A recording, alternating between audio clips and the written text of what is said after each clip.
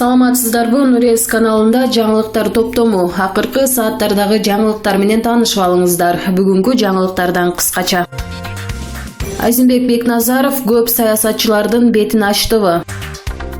Аял президенттин сүрөтү жана балта менен үйүн коргоп жатат. Урматбек Акунов жарандык активист. Абылгазиевдин өлкө астындагы шалакылыгы. Алдыда ушул жана башка жаңылыктар менен кененирээк таанышып алыңыздар. Видеону аягына чейин көрүп, каналга катталып, лайк басканды унутпаңыздар. Босого чектин 3% же 5% болушуна каршымын. Мындай пикирди Жогорку Кеңештин депутаты Марлен Маматалиев билдирди. Босоголук чек боюнча ар кандай талкуулар болуп жатат. Эгерде шайлоодогу босого чек 9% болсо, парламентте партиялардын түзүлүшүн күчөтмөк. Бирок ошол эле учурда сүйлөй турган оппозиция келбей калышы мүмкүн. Ошондуктан коомчулук көтөрүп жаткан маселеге байланыштуу биз босого чекти 7%га төмөндөтүү тууралуу мыйзамга өзгөртүү киргизүү долбоорун сунуштап жатабыз. Ал эми босого чек 3% же 5%га түшүрүүгө өзүм деле каршымын, деди Маматалиев. 10 февралда Кыргыз муфтии Максатбек Токтомушев Чүй облусунун Ысык Ата районундагы Ивановка айылынын Борбордук мечитинде жергиликтүү тургундар менен жолугушту. Бул тууралуу муфтияттын басма сөз кызматынан билдиришти. Жолугушууга Ысык Ата районунун имамы Бактыбек Убабеков, Ысык Ата районунун акими Байыш Курманов баштаган бийлик өкүлдөрү жана жергиликтүү тургундар катышты. Жолугушуу учурунда муфтий Казакстандын Кордай аймагынан убактылуу баш паанеге алуу үчүн Чүйгө, анын ичинен Ысык Ата аймагына келген Дунган элинин ал абалы менен таанышып, аларды сабырдуулукка, улут аралык ынтымакка жана биримдикке чакырды. Андан ары Максатбек Токтомушев Кең Булуң айылында жайгашкан гуманитардык жардам уюштурулган жайга барып, убактылуу күн кечирип жаткан кордайлыктардын абалы менен таанышты. Гуманитардык жардам берүүчү жайда негизинен элге зарыл болгон тамак аш азыктары, жылуу кийим кече бар деп жазылат маалыматта. Эскерте кетсек, 7 февралда кечинде Казакстандын Жамбыл облусунун Кордай районуна караштуу Масанчы жана Сарытөбө айылдарында жергиликтүү тургундар арасында чыр-чатак чыгып, бир катар турак үйлөр талкаланып, 11 адам каза болуп, 40тан ашуун киши жаракат алган. 10 февраль күнү Бишкекте саясатчы Кыргызстандын Малайзиядагы элчиси Азимбек Бекназаровдун «Мен кыргызмын» аттуу китебинин бет ачаары болуп өттү. Анда саясатчылар, коомдук ишмерлер катышты. Китептин ачылыш аземине Манас жана Айтматов улуттук академиясынын президенти Топчубек Тургуналиев китепти 1-2 күн эртерээк бергенде окуп чыгып ой пикирин айтмак экенин билдирди. Бирок бул китепте талашсыз эки нерсе бар. Бир жагынан ушунчалык мээнет менен 30 жылдан ашык мөөнөттө биздин тарыхты жазып чыгыпсың, а экинчиси китепте тарыхый документтер көп келтирилиптир деп билдирди Топчубек Тургуналиев. Мындан сырткары Топчубек Тургуналиев Малайзияга элчи болуп тайындалган Азимбек Бекназаровго кайрылып, ал жакта деле Кыргызстандагыдай болуп жатканын айтты. Азике Малайзияга барып алып, аларды талкалап, анан эл аралык чатага калбагын. Малайзиянын бизге керектүү тажрыйбасын жазып, бизге айтып турсаң баалуу болор эле. Өмүрүңдүн аягына чейин мээнеткештигиң калбасын, иштерман боло бер деп ишине ийгилик каалады. Бир нече күн мурун социалдык тармактарда колунда президент Шавкат Мирзиёевдин сүрөтүн жана балтаны кармап алып, үйүн бузуудан коргоп жаткан аялдын видеосу тараган. Казак басылмаларынын бири Нус билдиргендей, болжол менен окуя Өзбекстандын Самарканд районунун Гүлөбот айылында болгон. Мени балдарым менен көчөгө кууп салышты. Бизди алдын ала эскертишкен да жок. Эч ким менин макулдугумду алууга келген эмес. Мен бул жакта курулуш иштер болот дегенге кол койгон эмесмин. Эгер ушунун баары болсо, мен үйдөн чыгып кетмекмин. Мен көп иштедим. Мен эч кимден коркпойм жана жеримди эч кимге бербейм. Эгер үйдөн чыгарсаңар, баарыңарга бензин чачам деп Гүлөбот айылынын тургуну колунда балта менен калтырап кыйкырып жаткан. Андан кийин видеодо маселени чечүү үчүн ага Самаркандтын акимиятына кайрылууну сунуштап жатканын угууга болот. Ага аял мындай деп жооп берген: "Мен аким жөнүндө эч нерсе уккумда келбейт. Буга чейин ал мага ушундай оорчулук менен тийген үйүмдү сатып салган. Бизди буга чейин бир жолу чыгарып жиберишкен. Ал өзүнүн балдары менен жылуу үйдө отурат. А эмнеге мен үйүмдөн чыгышым керек? Каяка барышыбыз керек? Мунун баары акимиңердин каалоосу менен болуп жатат. Керек болсо райондук прокурордун орун басары да бул облустук акимдин каалоосу деп кечирим сурап жатат. Мен бир гана Шавкат Мирзиёевге ишенем. Мен эч кимге ишенбейм, бир гана президентке ишенем." Булак Назар Ньюс, KG. Жарандык активист Урматбек Акунов Казакстандан Кыргызстанга кирген качкындар тууралуу Nazar News маалымат агенттигине өз пикирин билдирди. Мындай иштер арыздашуу биздин өлкөдө дагы болуп келген. Ошону эске алып карасак, Өзбек президентинин Каримов өзбек качкын жарандарды кабыл алган эмес. Ошондой эле бул учурда өкмөт башчы Абылгазиев ыкчам чара көрүп, саясий чечим кабыл алыш керек болчу.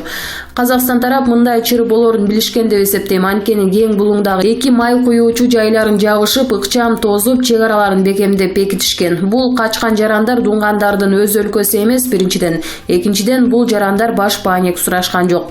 Эң эле коркунучтуусу азыр коронавирус оорусу боюнча катуу күзөт болуп жаткан маалда мындай массалык киргени туура эмес чечим. Элдин коопсуздугун эске албай шалакылык кетирди. Биз жарандык коом өкмөт башчысы Абылгазиевдин, чек ара башчысы Уларбек Шаршеевдин, фитосанитария башчысы Жумаканов Калысбектин жумуштан кетишин талап кылышыбыз керек. Казакстан бизден чоң өнүккөн өлкө катары өз жарандарын өзлөрү кам көрүшмөк деп эсептейм, дейт Урматбек Акунов. Белгилей кетсек, 7 февралда Казакстандын Жамбыл облусундагы Масанчы айылында жергиликтүү тургундар ортосунда массалык мушташ болгон. Ошол эле күнү Жамбыл облусунун Сортөбө айылында 2 жаран автоунаасы менен полициядан качып барып өз үйүнүн алдынан колго түшкөн. Алар погончондорго баш ийбей, окуя болгон жерге алардын жакындары чогулуп, тартип сакчыларына кол көтөрүп, кызматтуу унаасына таш ыргыткан. Жыйынтыгында 2 адам убактылуу кармоочу жайга киргизилип, аларга карата тергөө иштери башталган. Аталган массалык ызычуудан 8 адам каза болуп, 40 адам жабыркаган. Бул окуядан кийин 8 февралда 3 айылдын тургундары казак-кыргыз чек арасынан кыргыз тарапка өтүп башташкан. Бул жол менен 4000ге жакын адам Мысык Атанын айылдарына келип, туугандарына жайгашкан.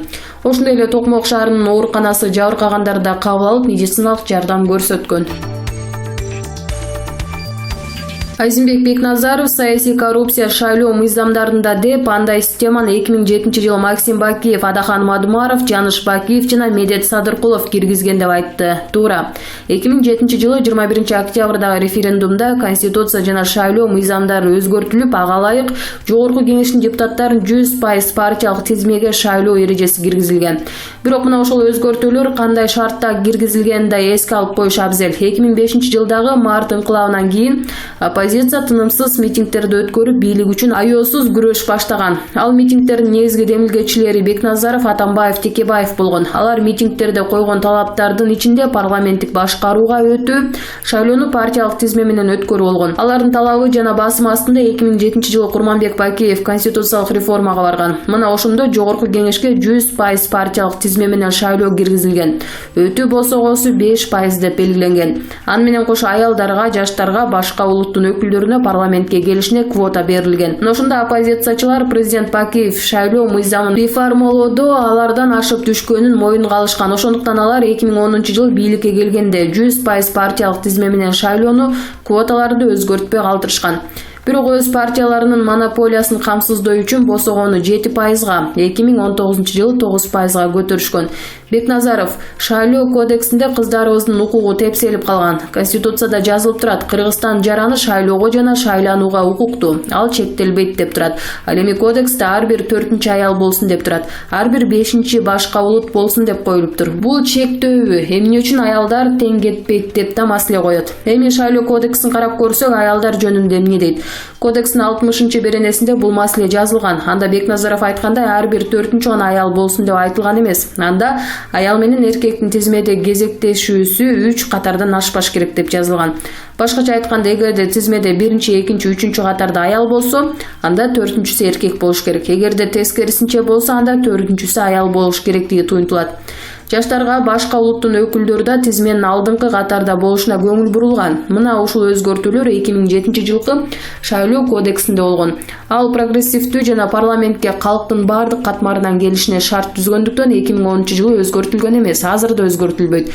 Анткени мыйзамда андай талап болбосо, кыз келиндердин парламентке келишине мүмкүнчүлүк ченемсиз азаят. Айданбек Ахматов, Булак Назар News, KG.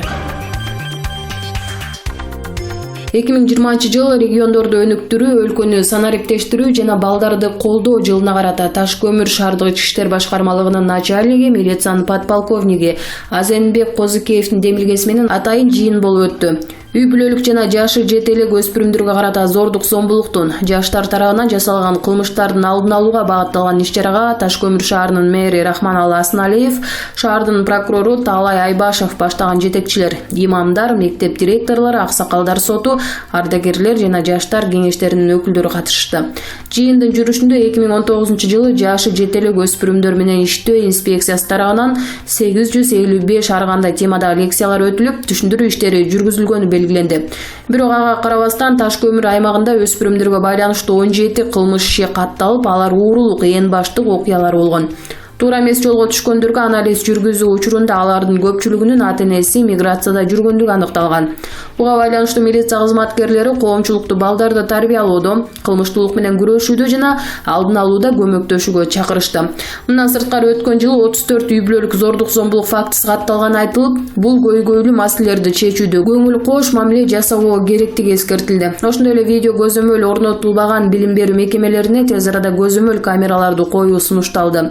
Видео байкоо өспүрүмдөрдүн коопсуздугун камсыздоого, орун алган кылмыштардын бетин ачууга жардам берери айтылды.